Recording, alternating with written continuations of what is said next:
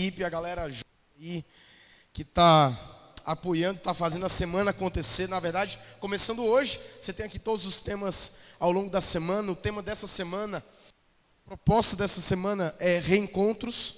Hoje, o convite, o tema dessa mensagem é o convite que Deus faz para mim e para você nessa manhã, tá?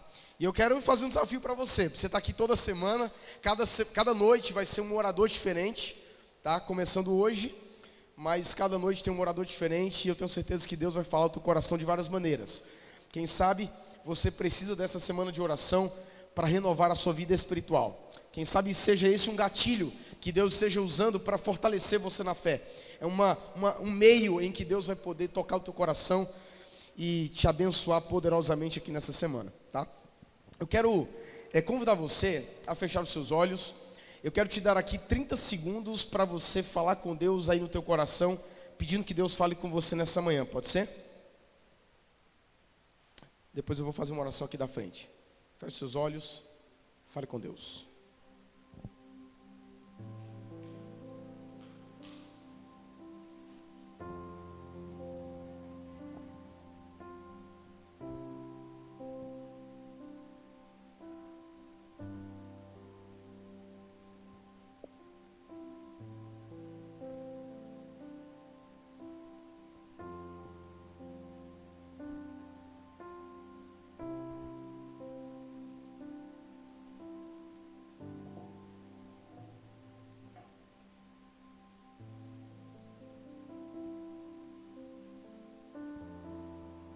Querido Deus, nessa manhã nós abrimos o nosso coração para ouvir a Tua palavra.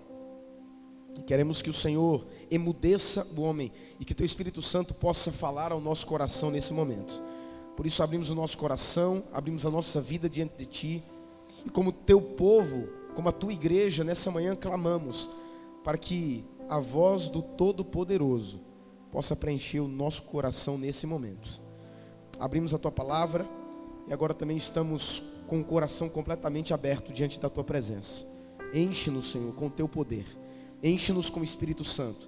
Que possamos ter a certeza de que tivemos um reencontro com Jesus nessa manhã. Por isso nós oramos em nome de Jesus. Amém. Amigos, eu acredito que Deus, Ele sempre fala ao nosso coração. Quando alguém precisa ouvir Deus, Ele vai usar alguma forma para falar. Quando não tinha quem falasse e alguém precisava ouvir, Deus usou uma jumenta para falar, mas falou. Quando alguém precisava ouvir e não tinha ninguém para falar, Deus usou uma escrita na parede para falar, mas Ele falou. Ou seja, se você veio aqui nessa manhã para ouvir, Deus Ele vai falar com você. O tema de hoje é o convite, e eu quero convidar você a meditar em uma história na Bíblia em que um convite foi feito. As pessoas poderiam aceitar o convite, porque o convite era para todos. E por isso Lucas, no capítulo 14, a gente vai começar aqui a partir do versículo 15. A partir do versículo 15. Para você entender bem, a gente vai ler aqui um pouco essa parte, vamos voltar também em outros momentos aqui. Mas beleza, versículo 15, capítulo 14 de Lucas, a Bíblia, ela diz assim, ó. Ora, ouvindo tais palavras, um dos que estavam com ele à mesa disse-lhe: bem-aventurado aquele que comer pão no reino de Deus.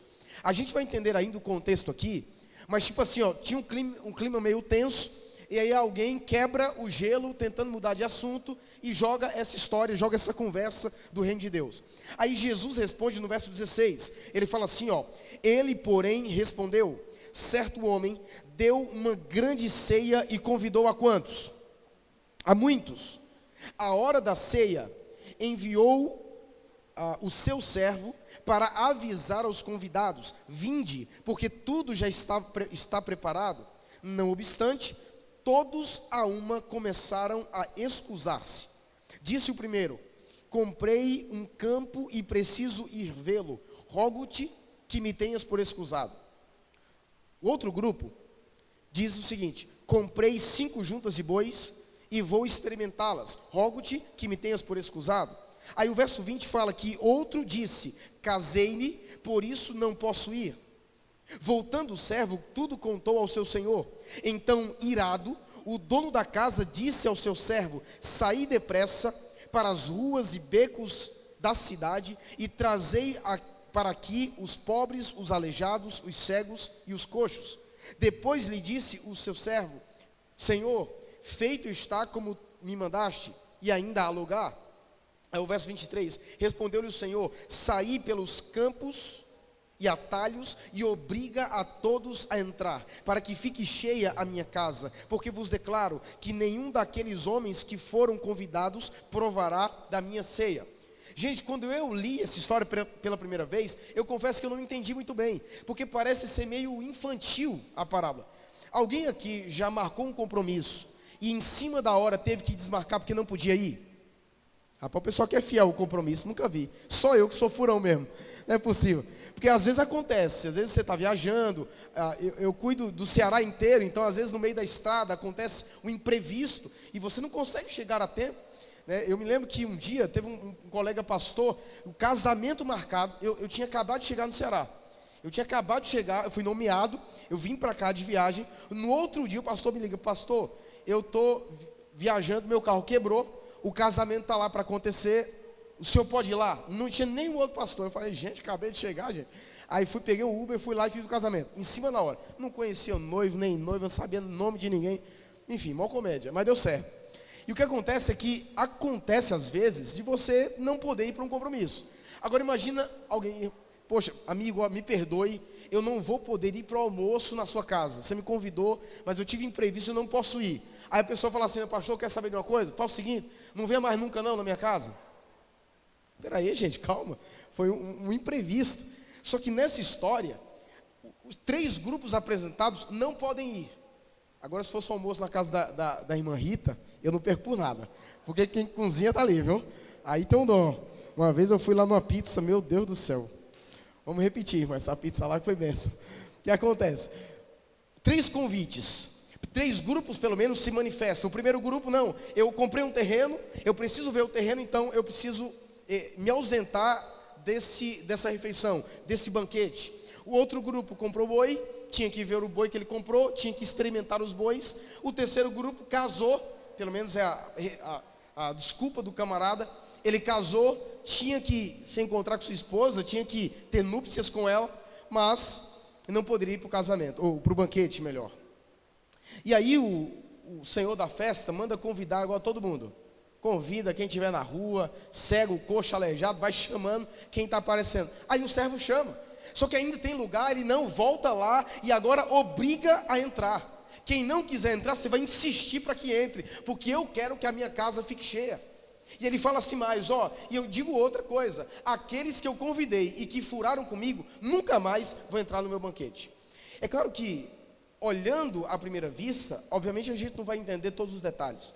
Mas quando a gente olha o contexto do capítulo, do contexto em que essa história está inserida, a gente começa a entender alguns aspectos, alguns elementos que nos fazem compreender o porquê que essa história toma esse enredo e essa conclusão. Por isso eu queria que você voltasse para Lucas no capítulo 13. É só voltar uma página, provavelmente aí na sua Bíblia. Lucas no capítulo 13, a gente vai ler começando do versículo 10. Beleza? Você encontrou? Amém? Beleza, o texto diz assim, ora, ensinava Jesus no sábado, numa das sinagogas. Beleza, olha para mim, deixa eu te dar uma informação. Jesus nem sempre foi inimigo dos fariseus, ou os fariseus nem sempre viram Jesus como uma ofensa. Eles viam Jesus, a princípio, como um amigo simpático. Eles tinham a simpatia de Jesus. É qualquer pessoa que pode vir aqui na igreja e pregar? Sim ou não? Sim ou não, gente? Qualquer pessoa? Não, tem que ser uma pessoa que, no mínimo, tem um princípio, coerência, tem que ser batizado na igreja. Tem todo um protocolo que a gente cuida para que não seja qualquer pessoa que venha pregar. Porque imagina que vem uma pessoa que tem um péssimo testemunho para pregar. Não dá certo, não combina, vai causar mais escândalo na igreja do que propriamente as pessoas vão se concentrar na mensagem. Quando Jesus é convidado para pregar, pensa, aqui nas sinagogas, os fariseus eram doutores da lei. Não era qualquer pessoa que ia pregar para um doutor da lei. tinha que ser alguém que no mínimo tinha uma reputação impecável. Tinha que ser uma pessoa, nós estamos falando aqui dos fariseus, que eram restritamente cuidadosos no quesito a comportamento, a estilo de vida. Eram homens caprichosos no cumprimento da lei. Qualquer um que desviasse da lei não estava apto para ser um fariseu, automaticamente seria condenado, automaticamente teria uma paga pela sua postura inadequada. Quando eles convidam Jesus para pregar, Jesus tinha uma reputação impecável, Jesus tinha um conhecimento teológico, uma bagagem teológica impecável. Jesus conseguia ensinar para os doutores da lei, por isso ele é convidado. A expressão no grego, tal qual está aqui no versículo 10, tem a conotação de algo constante, aliás, de algo que era comum. Ou seja, era comum Jesus vir à igreja, à sinagoga, para ensinar. Havia frequência, a intenção no grego é dizer que era comum isso acontecer. Ou seja, Jesus habitualmente era convidado pelos fariseus para estar na igreja pregando para os doutores da lei.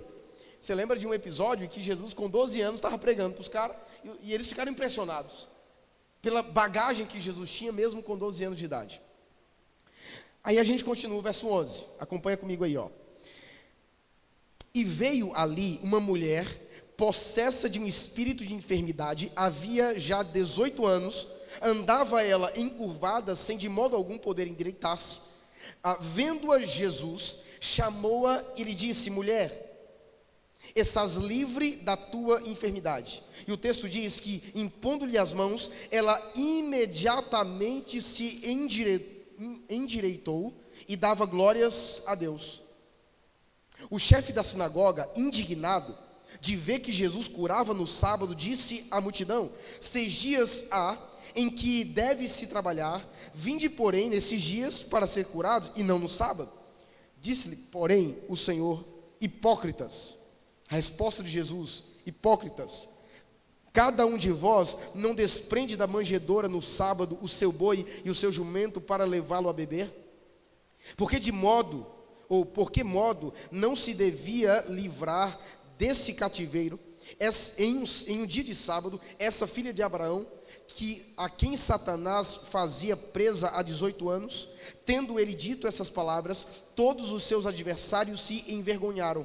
Entretanto, o povo se alegrava por todos os gloriosos feitos de Jesus. Deixa eu te explicar o que está acontecendo.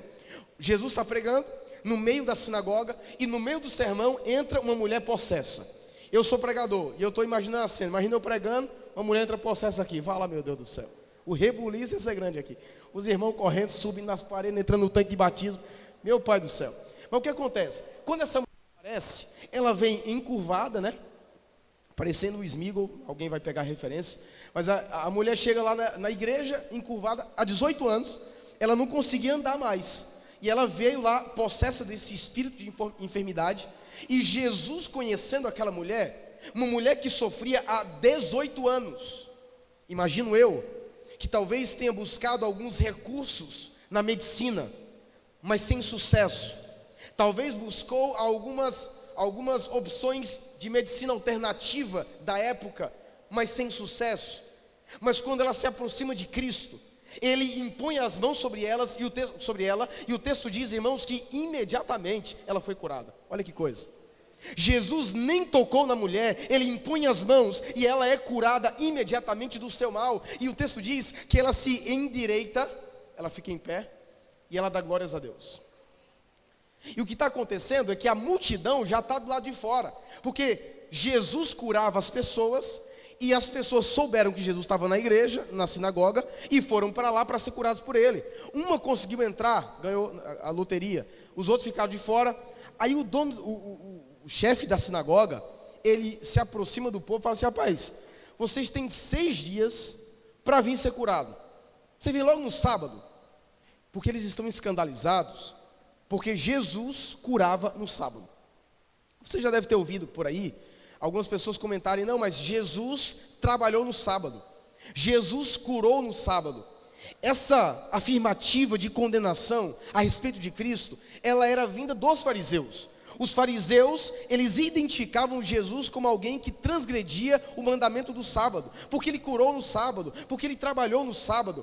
É óbvio que você e eu sabemos que Jesus não trabalhou no sábado. Trabalho é algo que você faz para ser remunerado por aquilo. Jesus não ganhava nada. Jesus, pelo contrário, era criticado o tempo todo. E ele ensina-nos em vários momentos que é lícito, é bom fazer o bem no sábado. É algo que é permitido. O grande problema desse cenário, amigos, é que as pessoas daquela época não entenderam o sábado. Deixa eu te dar um exemplo.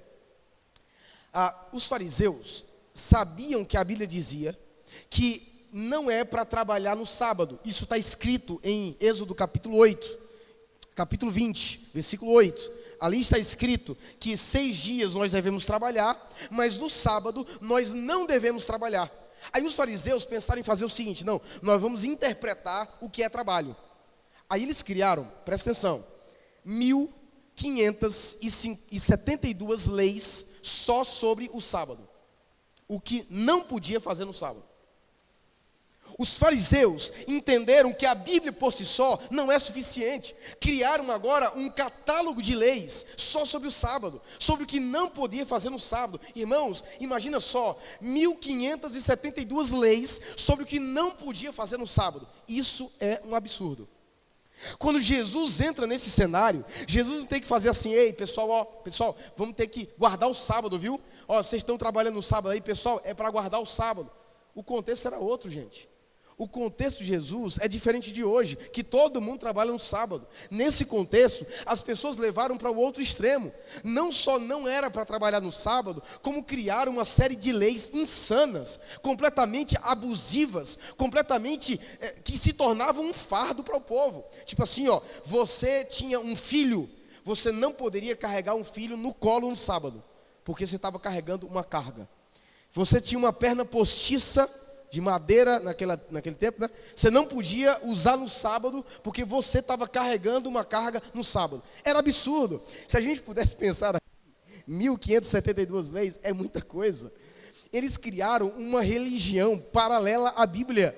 O conceito bíblico do sábado não é um fardo. O conceito bíblico do sábado é para ser uma bênção. Deus fez o sábado para o homem, só que eles transformaram o sábado em um fardo. Por isso Jesus precisa ensinar o ponto de equilíbrio. Não é sobre guardar o sábado, é sobre guardar o sábado da forma correta.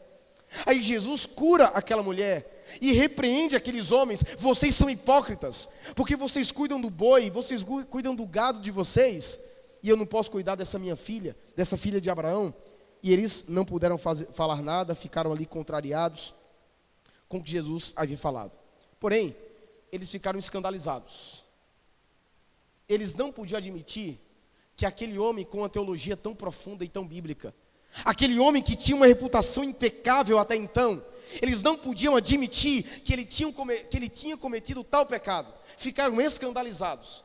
E para não serem irresponsáveis, no próximo sábado, não levaram Jesus para a igreja. Levaram Jesus para a casa de um fariseu. Juntaram ali um pequeno grupo, né? Juntaram um pequeno grupo só dos fariseus e chamaram Jesus. Aí é o capítulo 14, no versículo 1. Acompanha na tua Bíblia aí, por bondade. Lucas 14, verso 1. O texto diz assim, aconteceu que ao entrar ele num sábado na casa de um dos principais fariseus para comer pão, eis que o estavam fazendo o quê? Observando. Olha os versos seguintes. Ora, disse ele, ou melhor, diante dele se achava um homem hidrópico. Então Jesus, dirigindo-se aos intérpretes da lei e aos fariseus, perguntou-lhes: é ou não é lícito curar no sábado? Eles, porém, nada disseram. E tomando, o curou e o despediu. A seguir lhe perguntou, ou lhes perguntou: qual de vós, se o filho ou o boi, cair num poço, não o tirará logo, mesmo em um dia de sábado? A isso nada puderam responder. Está acontecendo. Chamaram Jesus para uma casa. e estavam observando. Por quê? Porque foi uma trama. Eles fizeram essa jogada, essa estratégia, trouxeram Jesus para um lugar fechado. Vamos observar a postura desse homem. De repente foi um erro isolado, vamos ver se é recorrente, vamos ver o que ele vai fazer. Trouxeram agora um homem doente. Ei, o fariseu entendia que alguém que estava doente, ele era culpado de algum pecado. Foi por consequência do seu pecado que ele agora estava doente. Ou seja, o fariseu não se misturaria com pessoas pecadoras. No capítulo 15, por exemplo, na história do filho pródigo, diante das parábolas, o contexto é que os fariseus não querem entrar na casa porque Jesus está com um pecador lá dentro. Eles não se misturam com pecadores. Só que eles trouxeram esse homem por quê? Porque era uma cilada. Eles estavam observando Jesus. Vamos ver o que esse homem vai fazer agora. Aí Jesus olha para o homem que está doente. Era um hidrópico. Se você não sabe o que é, a hidropsia é um inchaço, né? Uma retenção de líquido nas cavidades do corpo. Ou seja, o camarada, ele fica completamente inchado, completamente com o rosto desfigurado. Enfim, é uma imagem feia, horrenda. É um homem que está completamente, fisicamente, completamente, está feio, né? Completamente acabado, está todo inchado, deformado. Essa é a palavra que eu estava procurando aqui. Ele estava deformado. Então, não tinha nem sensibilidade, os fariseus, de usar esse homem para uma estratégia egoísta da parte deles. E coloca o homem lá no meio, o homem sofrendo, doente. Jesus olha para eles e pergunta assim: ei, é lícito ou não é curar no sábado? Ficaram calados. Aí Jesus pergunta assim: qual de vocês, se um filho cair, ou se um boi cair, não vai tirar porque é sábado? Aí Jesus cura o homem, o despede, e os fariseus ficam calados, intrigados com o que Jesus estava fazendo. Na mente deles, eles não conseguiam aceitar que Jesus era capaz de curar no sábado. Sabe, gente, tem verdades que nós criamos na nossa vida que não tem quem faça mudar de opinião. É uma questão, convicção minha. Eu aprendi que isso é errado, e agora mesmo que eu entenda que não é por esse caminho, eu não consigo aceitar. Os fariseus eram assim, a cabeça dura, fechada, acreditavam que Jesus estava errando, e estavam condenando Jesus, porém eram hipócritas, não tinham coragem para falar, ficavam murmurando uns com os outros, e esse era o cenário. Jesus cura aquele homem, o envia, e os fariseus ficam calados na frente de Jesus, sem saber o que fazer. O texto vai andando, e a gente não vai entrar muito nessa parte, mas numa casa, quando o anfitrião recebia, as pessoas ficavam ao redor dele. E o anfitrião escolhia uma pessoa para ficar do seu lado. Ele estava dando ali uma posição de honra. E o que acontecia é que os fariseus queriam disputar quem teria mais posição de honra. Ou seja, qual é o contexto? Eles beneficiavam os importantes e os ricos, porque em outra ocasião, os importantes e os ricos iriam retribuir o favor. Aí Jesus ensina que você tem que fazer pelo pobre porque você não espera nada em troca. Você faz porque você quer servir o outro, não porque você está interessado em receber o benefício depois. Jesus começa a ensinar uma série de verdades para os fariseus que eram hipócritas e não enxergavam sua hipocrisia. Vocês guardam o sábado de forma errada. Vocês disputam entre si para ver quem tem mais poder, para ver quem tem mais posição, para ver quem tem mais status. Vocês são completamente alheios ao evangelho. Aí Jesus dá um sermão nos homens ali. Aí alguém quebra o gelo, né? Aí bota a historinha aqui da conversa do pão, porque eles estavam na mesa, estavam comendo pão. Aí o verso 15 que a gente leu no começo, do capítulo 14, ele fala assim, ó: ora, ouvindo tais palavras, um dos que estavam à mesa disse-lhe: bem-aventurado, feliz é aquele que comer pão no reino de Deus. Ele tenta mudar de assunto ali, porque o clima estava ficando pesado, né? Estava ficando tenso. E ele muda de assunto ali para poder dar uma engabelada e, quem sabe, pegar um outro rumo ali no cenário.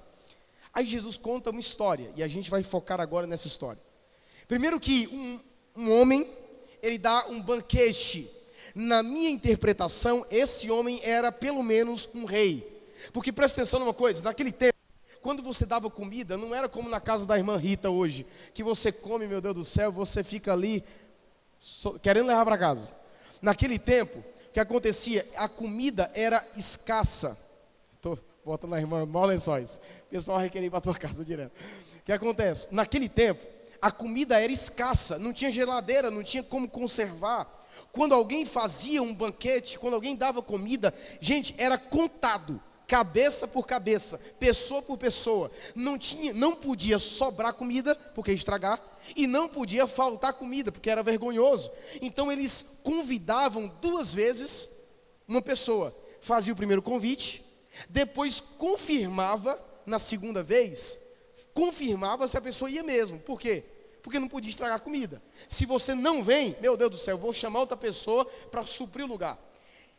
Quando você vai fazer um banquete, e o texto diz que ele convidou a muitos, foi um banquete gigante, para ter condições financeiras de dar um banquete gigante, onde a comida era cara, o alimento cárneo era caro naquele tempo, e banquetes eram com carne no tempo bíblico, no Oriente Médio, tinha que ser um rei.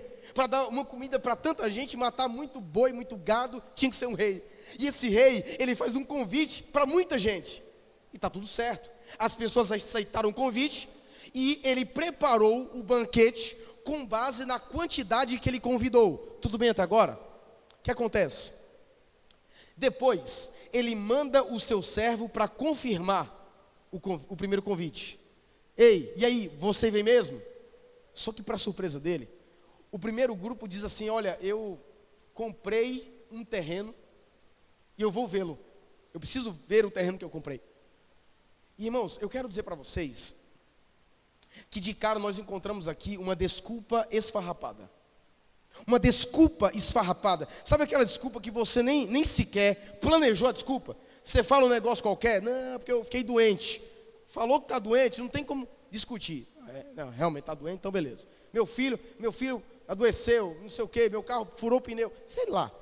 Só que o camarada aqui, ele dá uma desculpa qualquer. Pensa comigo, naquele tempo, para você comprar um terreno, você não comprava de uma hora para outra. Ainda mais, quem é que compra um terreno sem olhar?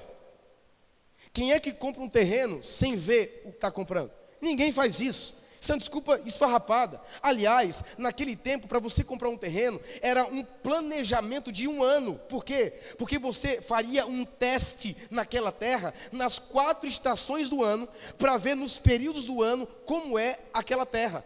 E aí você decide depois se vai comprar ou não. Ou seja, é um planejamento de 1 ano. Aquele homem está dando uma desculpa esfarrapada. E sabe o que eu vejo aqui?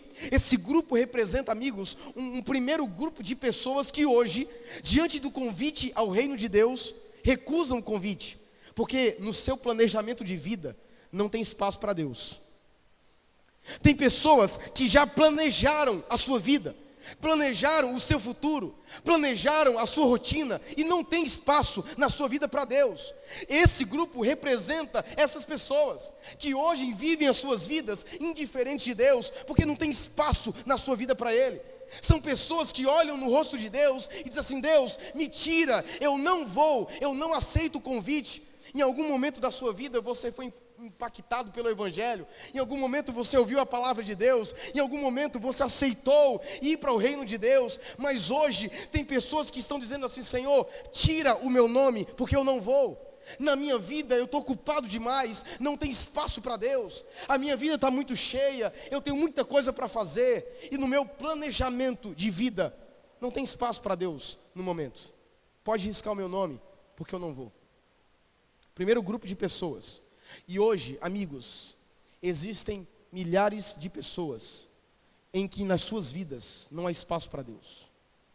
É um grupo que talvez tinha a intenção de entrar no banquete, mas de forma imperceptível estão vivendo uma rotina tão desenfreada, estão vivendo tão cheios, tão abastecidos, tão iludidos, que não sentem falta de Deus em sua vida. Não percebem que Jesus está fora, porque na sua vida não tem espaço para Deus. E tem pessoas hoje, que talvez até dentro da igreja, estão dizendo: Senhor, risca meu nome, porque eu não vou. Deus não faz parte da sua rotina, porque não tem espaço para Ele. O primeiro grupo se caracteriza dessa forma. Aí nós encontramos um segundo grupo, e sai de um, vai para outro. E o segundo grupo tem um problema também, porque ele comprou 5 juntas de bois, e ele agora vai experimentar. Gente, quem é que compra boi? É como se você fosse comprar um carro hoje, sem olhar o carro, sem conhecer o carro. Ninguém faz isso. É uma desculpa esfarrapada. Naquele tempo, quando você comprava um boi, era para trabalhar. Geralmente era para trabalhar, para você arar a terra, para você cuidar dos seus campos. Era um objeto de trabalho, um instrumento de trabalho. Pensa, tem pessoas hoje que nesse contexto trabalham tanto que não tem tempo para Deus. São pessoas que hoje estão riscando o seu nome do livro da vida, estão abrindo mão do convite de Cristo, estão abrindo mão do seu lugar na ceia, do seu lugar diante do banquete, porque não tem tempo para Deus, trabalha demais, trabalha tanto. Tem pessoas que transgridem o sábado pelo trabalho, porque não conseguem priorizar o local da obediência a Deus na sua vida, o primeiro lugar. Tem pessoas que trabalham tanto, correm tanto, estão tão ocupadas, desenfreadas, para lá, para cá o tempo todo, que não tem tempo mais para Deus. A rotina passa, os dias passam, a semana passa, o mês passa, e quando você menos espera, você não teve tempo para Deus. Você não tem mais relacionamento com Ele, você está ocupado demais. Senhor, eu não vou para o banquete, tira o meu nome, coloca o nome de outro, porque eu estou ocupado demais, eu estou trabalhando demais, a minha rotina está uma loucura, eu estou sem tempo. Tem gente que não tem tempo para Deus, porque está priorizando o trabalho o tempo todo. É o que está acontecendo aqui nesse segundo grupo. Ele prioriza tanto o trabalho, que vai ver os bois e abre mão do seu lugar no banquete. Tem pessoas que estão abrindo mão do lugar do banquete, porque não tem mais tempo para Deus. Está muito ocupado, trabalha demais, rotina para lá, para cá, viaja para lá, para cá, não cuida da família, não cuida da sua relação com Deus, porque não tem tempo para Deus. E isso acontece, irmãos, de forma imperceptível. Ele não consegue perceber que ele está abrindo mão de um banquete na casa, no reino. Ele está abrindo mão do banquete no reino de Deus, porque ele trabalha demais e não consegue mais ter tempo para Deus. Imperceptivelmente, isso acontece. Terceiro grupo, que entra na história, o camarada fala assim: não, eu me casei, e por isso eu não posso ir. Casar é uma justificativa mais plausível, né? Você aceita, não, casou, né, mano? Pelo amor de Deus, casou, vaza, vai-te embora, segue o plano. Só que tem um detalhe, um homem judeu, ele jamais admitiria um casamento, uma esposa a público.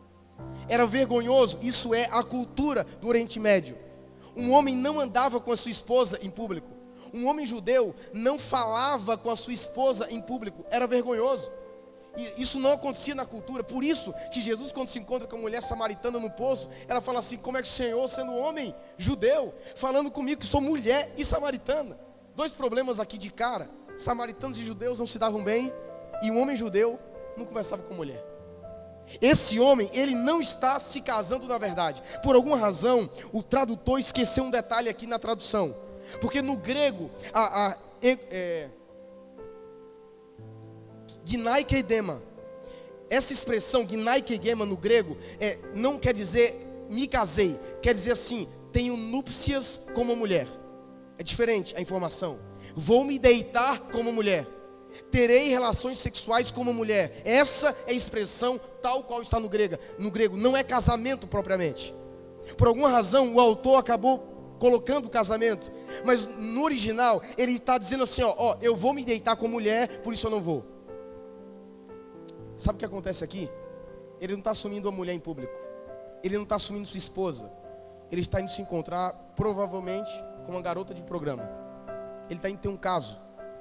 É uma desculpa diante de uma escolha do pecado.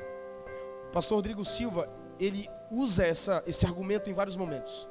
Aquele homem está dizendo assim: ó, eu vou me relacionar com mulher e por isso eu não vou para o banquete. Pode riscar meu nome, pode colocar outro. O que está acontecendo é que ele está dizendo assim: ó, eu vou escolher o pecado, e eu quero pecar, eu quero ter essa experiência, por isso pode riscar o meu nome. Amigos, quando eu olho para isso aqui, eu vejo um terceiro grupo hoje. São pessoas que descaradamente estão escolhendo o pecado, estão escolhendo se deleitar no pecado, estão de forma deliberada se envolvendo com o pecado de tal forma que estão riscando o seu nome do banquete. Estão dizendo assim: olha, pode riscar o meu nome, pode colocar outra pessoa, porque eu estou ocupado agora com o pecado, eu quero pecar, eu estou tão envolvido com o pecado, de forma acariciada, que eu não irei para o banquete. Olha que coisa. 3 grupos. Cada um dá uma desculpa diferente. Cada um se esquiva de forma diferente. E o rei fica decepcionado. Porque eu fiz o banquete para vocês. Eu preparei uma mesa para vocês. Eu preparei uma porção para vocês, separei o lugar de vocês na mesa. Só que agora, as pessoas que foram convidadas e que Cristo preparou um lugar, agora olham para Ele e falam assim: olha, eu não vou mais. E eu olho para isso e eu fico pensando: meu Deus, é como se Deus enviasse um servo hoje. E eu venho apresentar um convite para vocês. Aliás, o convite já foi feito. Você está aqui nessa manhã, é porque em algum momento da sua vida você aceitou o convite. Deus tocou o teu coração, Ele te convidou para um banquete no reino, e Ele fala: ei, eu tenho um banquete preparado para você, uma porção preparada para você, uma festa que está preparada para você, eu tenho ali o seu lugar na mesa, e Ele convidou você, você aceitou o convite.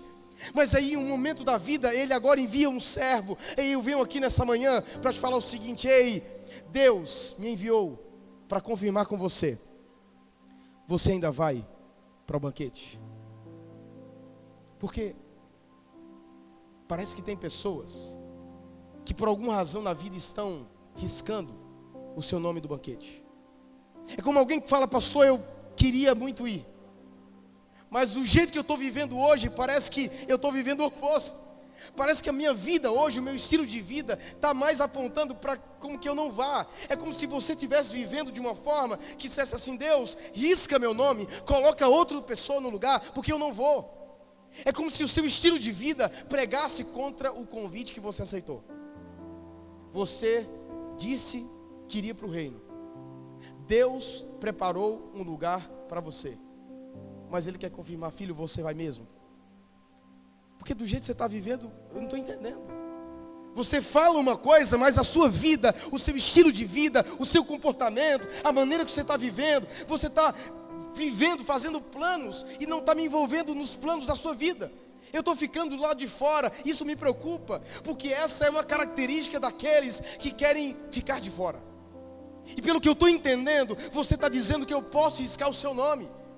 Filho, você disse que viria para o banquete, mas eu estou vendo você trabalhando tanto, correndo tanto para um lado para o outro, desesperado, numa correria desenfreada. E do jeito que eu estou vendo, você não tem mais tempo para mim.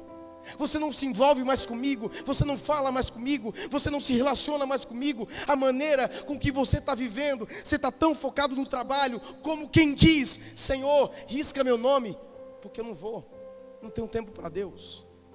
É como se Deus olhasse para você e dissesse: filho, eu estava tão empolgado com a sua mesa preparada no banquete, mas eu olho para a sua vida, eu vejo você se envolvendo com o pecado. Eu vejo você vivendo uma vida dupla, acariciando o pecado. Eu vejo você pegando uma rota perigosa. Você está se envolvendo com aquilo que você não deve se envolver. E lentamente eu vejo você pedindo para arriscar o seu nome, colocar outra pessoa, porque você está escolhendo o pecado ao invés do reino. Por isso Deus precisa confirmar com você nessa manhã o convite que foi feito. Amigo, o que você vai dizer? Ainda posso confirmar o seu nome no reino dos céus? Você ainda vai? Eu posso confirmar a sua ida, a sua presença está confirmada. E eu queria que você desse essa resposta para Deus. Talvez falasse com sinceridade: Senhor, eu tenho falhado demais, mas eu não posso perder o reino por nada. Confirma o meu nome no livro da vida. O convite foi feito, e Senhor, eu quero estar presente, custe o que custar. Eu sei que eu estou vivendo de uma forma difícil.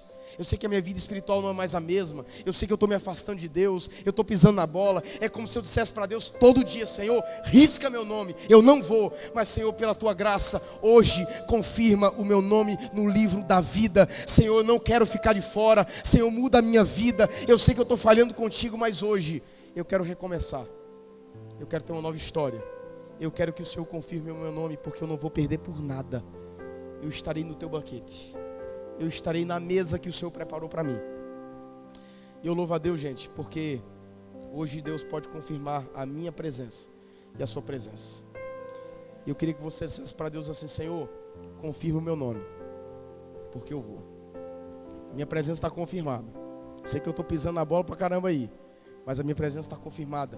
Eu aceitei esse convite, eu vou até o final. Eu entrarei no reino de Deus. Eu quero cantar com você aqui uma música. Eu queria convidar você a ficar em pé agora. Eu não sei se você conhece, eu queria que você ouvisse essa música.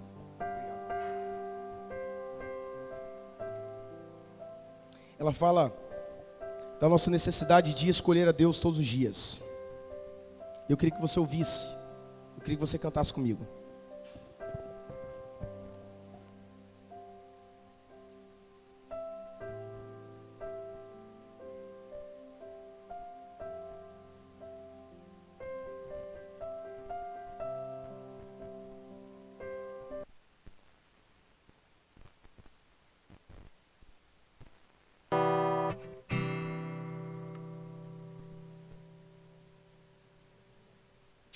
Oi. Eu queria que você falasse para Deus essa música. Eu queria que fosse desejo do seu coração também.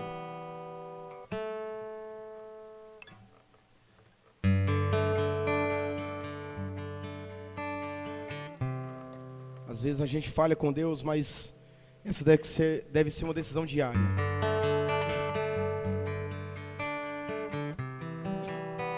Se você souber, cante comigo. Senhor, eu nasci para te chamar de Deus. Eu nasci para te chamar de Pai. Andar do seu lado. Senhor, desde o ventre da minha mãe, eu sou povo exclusivo seu. Eu sou abençoado se vivo obediente, mas todo dia o pecado vem me chamar. Todo dia as propostas vêm me chamar. Todo dia vem as tentações me chamar. Todo dia o pecado vem, mas fala pra ele. Mas eu escolho Deus, eu escolho ser amigo de Deus, eu escolho Cristo todo dia. Já morri pra minha vida, agora vivo a vida de Deus. Mas eu escolho Deus, eu escolho ser amigo de Deus, eu escolho Cristo todo dia. Já morri pra minha vida, agora vivo a vida de Deus. Senhor, eu nasci pra te chamar de amor. Eu nasci pra te chamar de Pai, de Pai. Andar do seu lado, Senhor, desde o ventre da minha mãe. Eu sou povo exclusivo seu. Eu sou abençoado se vivo obediente,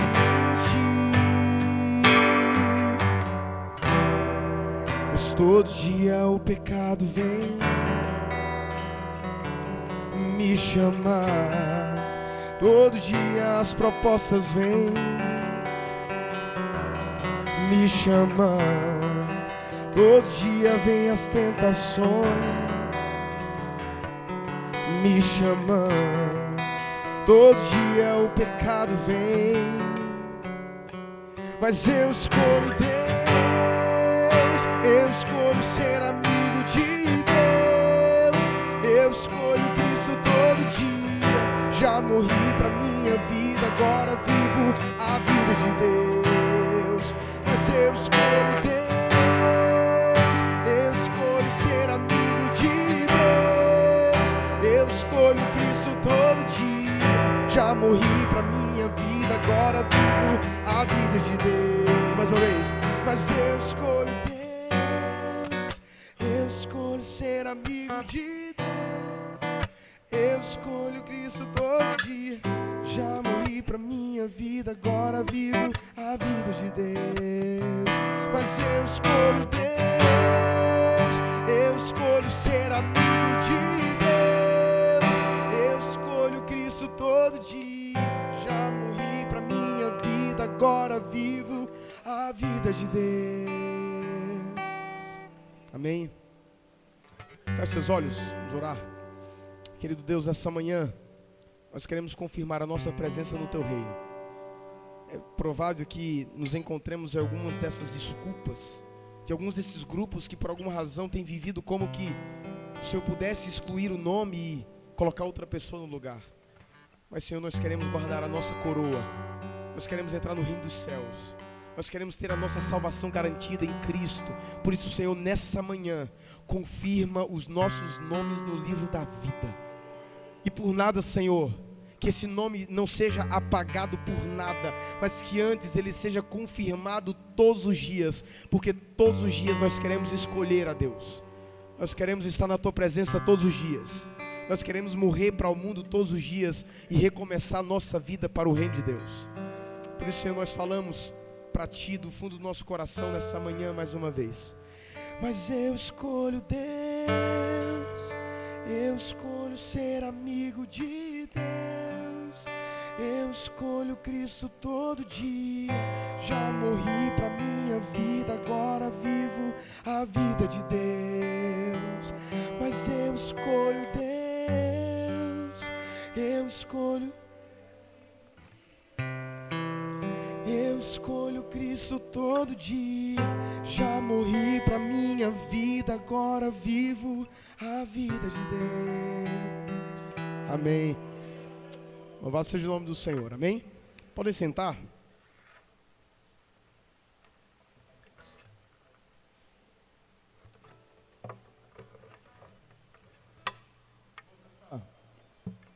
Oi, essa manhã ela ainda termina com alguns minutos de forma especial. Nós teremos um batismo aqui.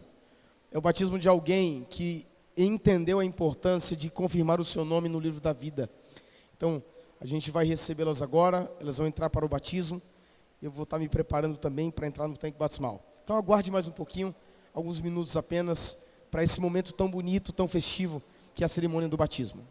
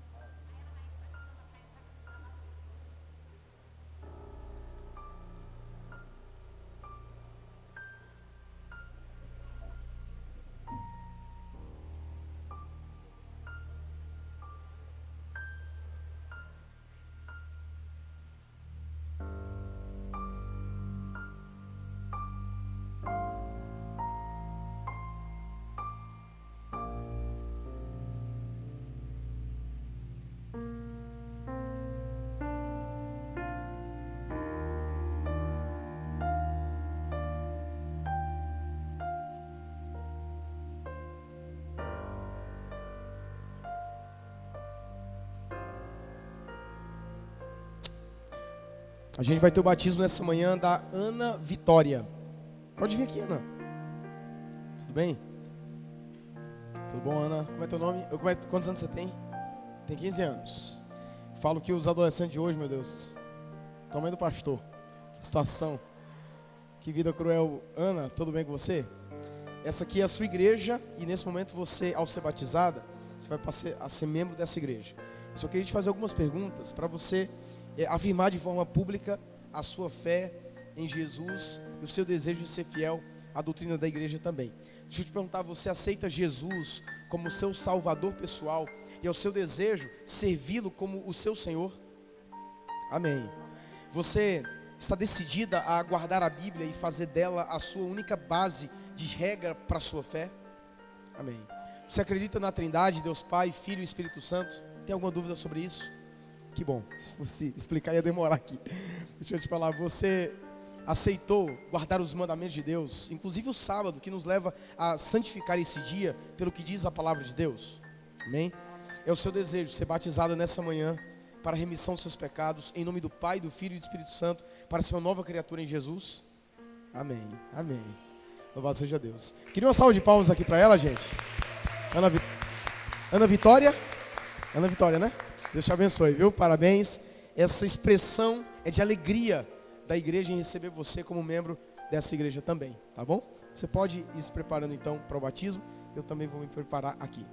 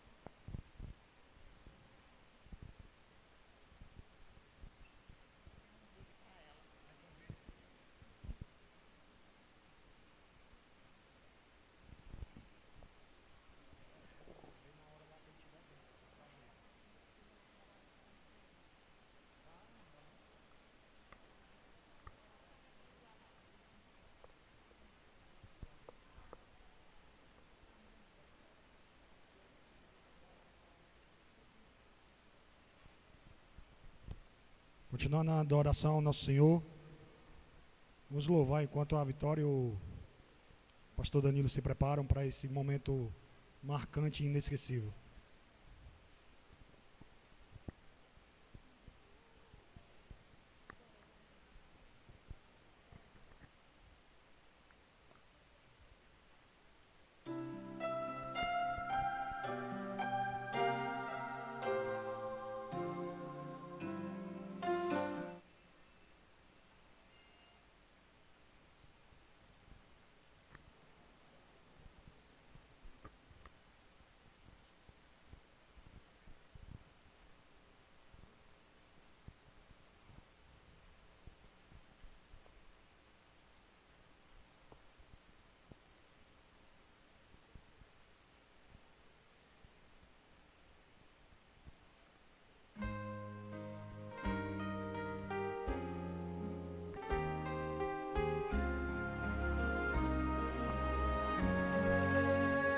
Vamos louvar.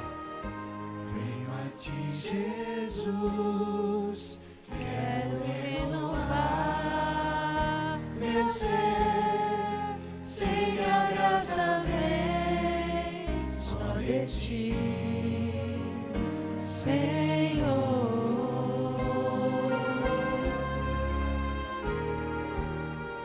Eu descobri, ó Deus, que tudo que é mal em mim vai se transformar no poder do amor. Vamos juntos. Meu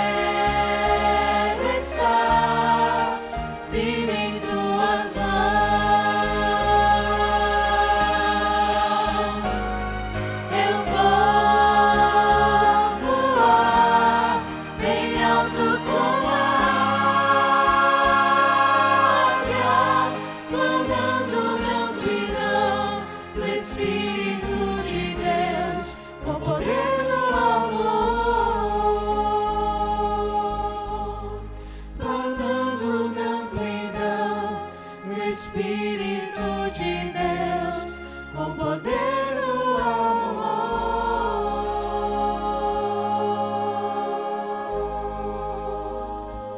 Amém.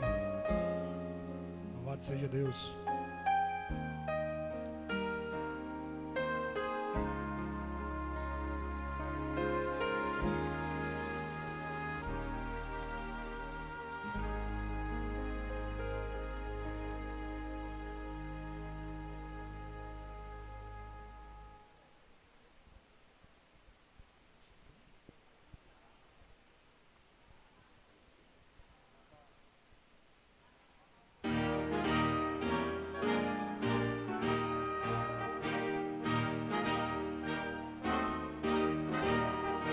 Agora vamos convidar a Vitória a vir aqui até a frente.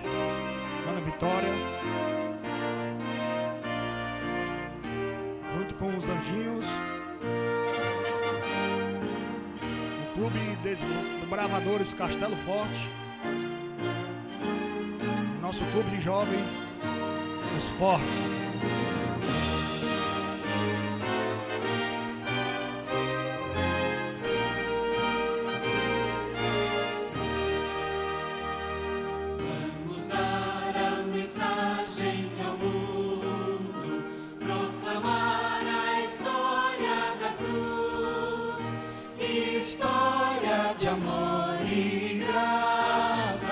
História de paz e luz, história de paz e luz, pois Jesus, nosso Rei, em breve voltará, Rei dos Reis, Senhor.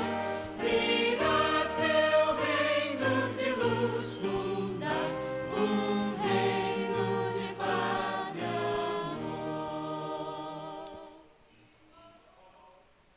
E antes da Vitória ir para o tanque batismal com o pastor Danilo, tem uma homenagem aí para a Vitória, um vídeo. Não é isso, Maria Rodrigues?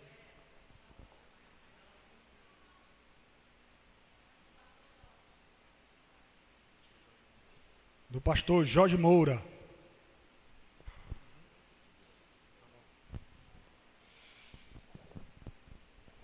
Tá no ponto o vídeo?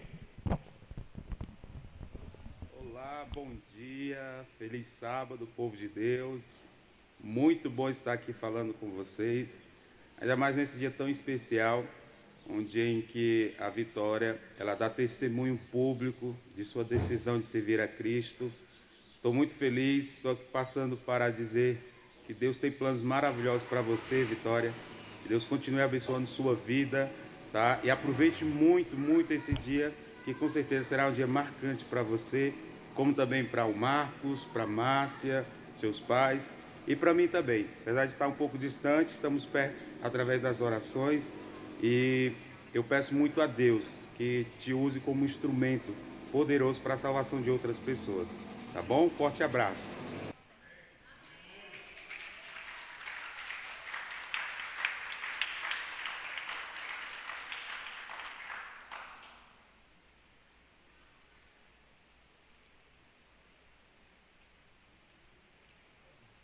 Oi? Que bacana a gente poder viver esse momento tão bonito com a Vitória por essa sua decisão do batismo. Pode entrar, Vitória. A água não está tão gelada não, tá de boa aqui. Eu sei que o coração fica nervoso, meu Deus, será que está gelada essa água? Mas tá gostosinha aqui. Eu não sei se tua família, se tiver algum familiar, algum parente, alguém que queira ficar mais próximo, fique à vontade para presenciar esse momento aqui na vida da Vitória. Vitória, esse momento é um momento muito importante. Quando você é mergulhada, de acordo com a Bíblia, você deixa a vida e você nasce para uma nova vida. Você sair desse tanque, você nascerá como uma nova pessoa. Seus pecados, você vai ser uma nova criatura em Jesus. Amém?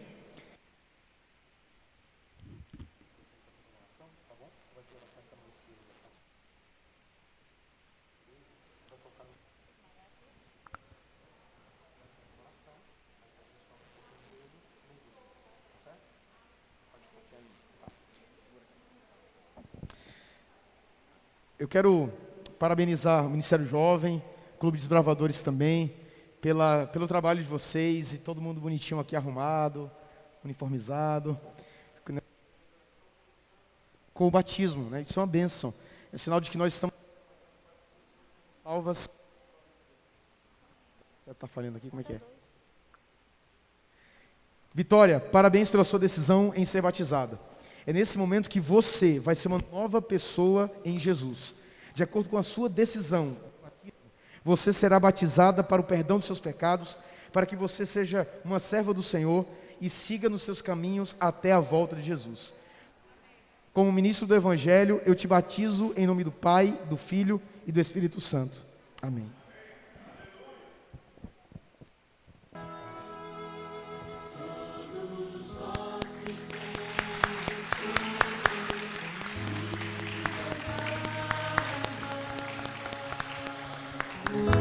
E quem já se sente perdido, vinde tomar e beber,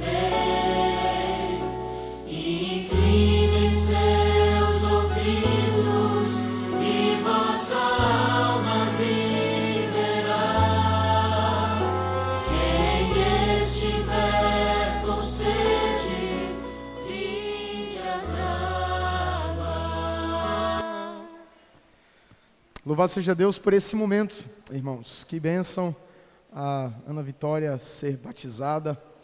E a gente vai terminar então o culto dessa manhã. Eu queria convidar você a ficar em pé. Nós vamos fazer uma última oração nessa manhã. Apenas... Oi. Será que tem alguém aqui nessa manhã que ainda não é batizado e que quer, nesse momento, dizer: pastor, eu estou me preparando para me batizar. Eu estou tomando a minha decisão de aceitar Jesus, de entregar a Jesus a minha vida, o meu coração, de recomeçar, e eu preciso tomar essa decisão.